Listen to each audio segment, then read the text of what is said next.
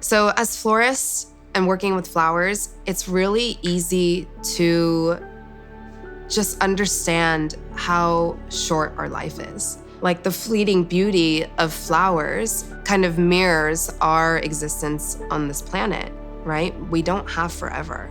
And so to be able to take steps that can extend this enjoyment of this natural world for our future generations, I think is crucial. My story with the flower shop begins with my mom actually opening up a flower shop in 2001. So I was 11. And so it's just always been in the family. I just grew up with it. I never imagined I would be working alongside her and running the business with her. It just never crossed my mind. But then as I was learning kind of how the business runs and the shop, meeting different kinds of people that walk in for flowers and just getting to know them and their stories, I realized very quickly that it's something that I was really excited about. And then I started doing the flowers, like actually designing flowers, a couple years after that. Our shop is called J Flowers. And funny enough, me and my mom are both J's. And that wasn't on purpose. The flower shop was actually named J's Flowers and Balloons when my mom took it over at this last location. And so she just kind of simplified it. We love our community here where we are, and it's just such a personal business. You're there for all the life milestones, right? And so getting to participate in life's big moments with these people, and we're a family business, but our customers become a part of that too. What sets us apart as a flower shop, versus like your corporate chain flower shops, is that we're more flexible. So if we feel like we need to take an initiative on, being more sustainable, we can do that.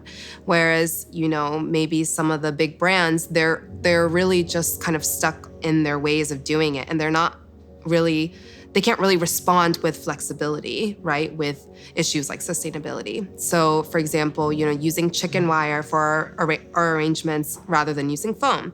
Flower foam is pretty much a brick of microplastic that's very easily malleable, I guess.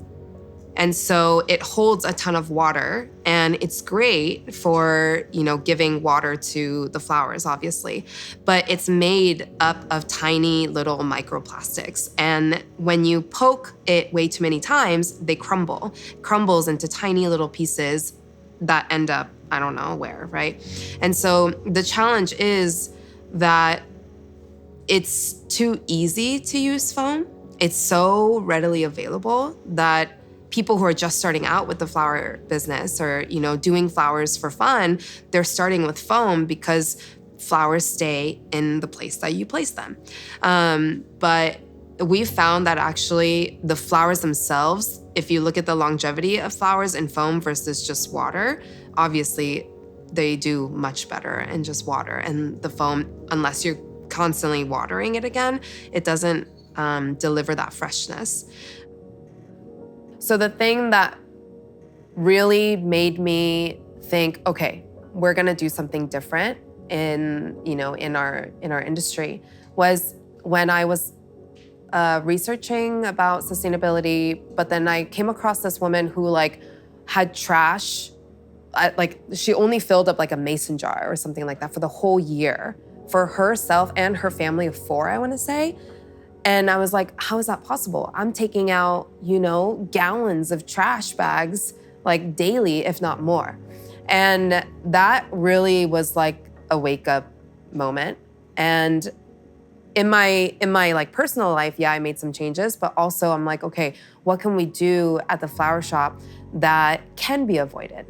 There are certain things, obviously, flowers come in plastic packaging all the time, and we can't help that. And there are many places now they have a cardboard kind of a cover material, and that's much better, and we can reuse those for packing or, other things. And so we're really just trying to limit the uneco-friendly stuff, but also reuse some of the things that we can't avoid, right? So, maybe we have some of that cardboard packaging or even the plastic packaging, maybe we reuse those to pack vases for events or something like that. But just trying to just have that as our practice. I would urge anyone who wants to buy flowers to try and buy local. Because with flowers that are imported, they're obviously being flown because, again, they're cut from their plant and they need to get here ASAP because they're gonna die soon. And so with like overnight shipping on airplanes, obviously there's a huge carbon footprint there. One misconception that a lot of people have is that the flower food, the little packets of flower food that you get with your flowers actually help flowers last longer. That's kind of far from the truth because people just put the flower food in the water and don't change the water out at all. And that's really what kills the flowers. It doesn't matter what you put in it. In actuality, when you change out the water in the vase that the flowers are in every other day minimum, then you're really gonna see that longevity. What a lot of people don't understand about the little flower food packets is that it's just another thing that's wrapped in plastic and it doesn't really help the flowers all that much. And so in the long run, you're just contributing more into your garbage can. I think for a lot of people who don't understand the importance of flowers, like why spend so much money on something that's just gonna die, right? But I think that it kind of is a mirror to our existence, no? It's like, well, we're all gonna die in the end, but like, then what, what's the point?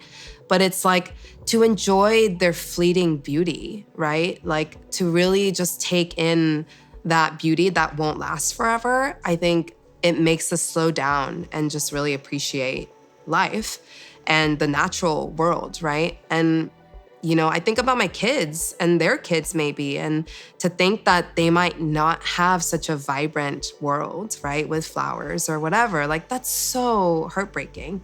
And especially, being in this business, I can't imagine that being reality for them. And so I think, any little thing, any little change or tweak that, people can make, obviously like the grocery bags, reusable grocery bags and all that stuff, that was a huge thing. But even balloons, like we stopped selling balloons because it just, wasn't sustainable. But I think those little things, and people, still come in looking for these certain things, right? Or still look for the little flower food packaging, but we don't give those out just because like to every bouquet, because it's again, just plastic packaging. And so I think if we can make just a small change, right, for our future generations to be able to enjoy like such a beautiful, beautiful world that we get to live in. I once heard from a different florist that we're like glorified morticians because cut flowers are technically dying, right? As soon as they're cut from the plant itself, they're dying, right? But we're just trying to sustain them for as long as possible so that other people can enjoy them, like maximize their life, right? And that's kind of like people and like, us in general. I mean, like maybe that's a little dark, but like every day that goes past, we're getting closer to the end, no? And so to be able to like take that one day to go buy yourself flowers so that you have some of that vibrancy in your life, I think is worth it.